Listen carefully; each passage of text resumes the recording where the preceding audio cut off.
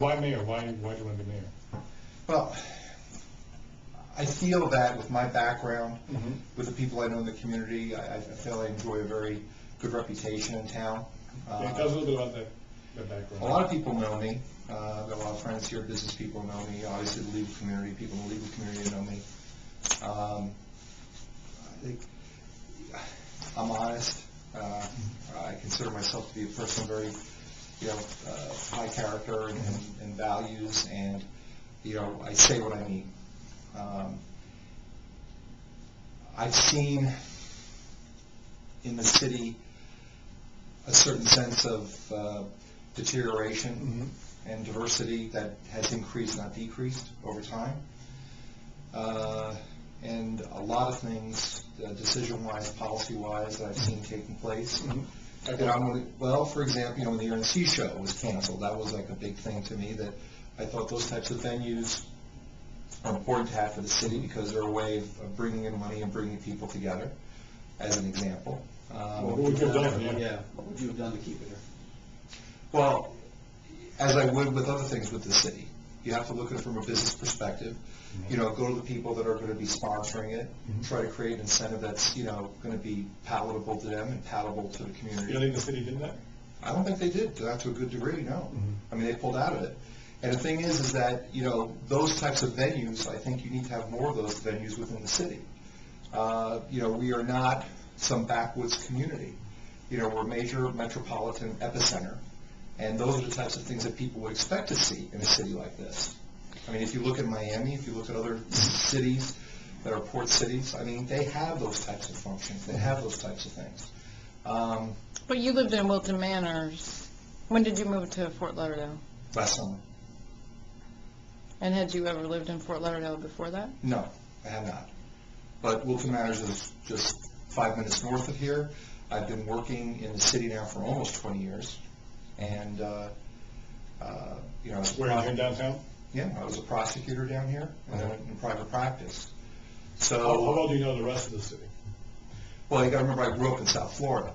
So, I mean, I grew up in South Florida too. I have no idea what Florida.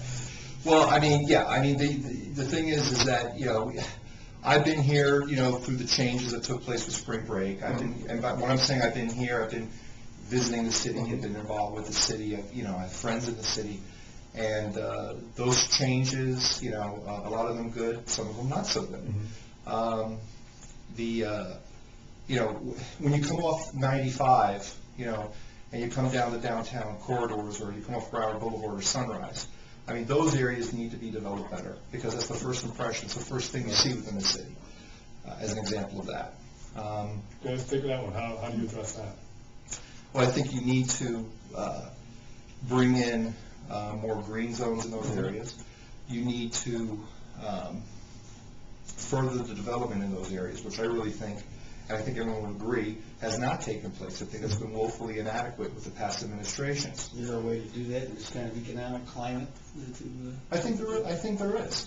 I think if you look at the city, if you take a pessimistic or a negative approach, nothing's going to happen. You've got to be optimistic. I've met with various leaders in the African American community. I've gone out. I've asked for their input. I've said to them, listen, tell me what concerns you see. What problems have you had? I'm running for mayor. Tell me. I'm here. I'm a sponge. Tell me. Well, how do you, for example, green zones, how do you bring more green zones into those areas?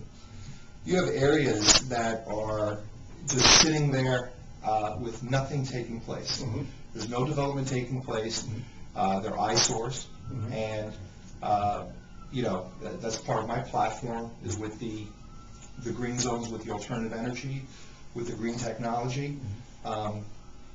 We have a absolute golden opportunity here to not make this just the capital of the state in terms of, or the center of that in the state, but not even the country, but really the world. I mean, we have that potential. And Point to one area, such area, and then tell us how you would convert it from what it is now to what you envision. Okay, well, say, for example, some of the warehouse areas are the areas that are developed and barren, okay? you go out there, now there's people out there that are willing to come in Mhm. and do green technology, alternative energy, renewable energy sources. So do we have the space to accommodate that? Yes, obviously we have the space to accommodate that. Can we create incentives for them to come here and do that? Mhm. Absolutely we can do that. Do we have the raw goods or the product for them to do that? Well, that's a no-brainer. Of course we do. We have the solar, we have the water, we have the geothermal, we have the wind. We have everything here. We're a port city. Everything here exists for that. And when I've spoken to these people that are involved in these various types of businesses, all of them are enthusiastic and all of them are very eager to come into the city and do those types of things. Based on my review and discussions with people that have been involved in the government, that's really not taking place.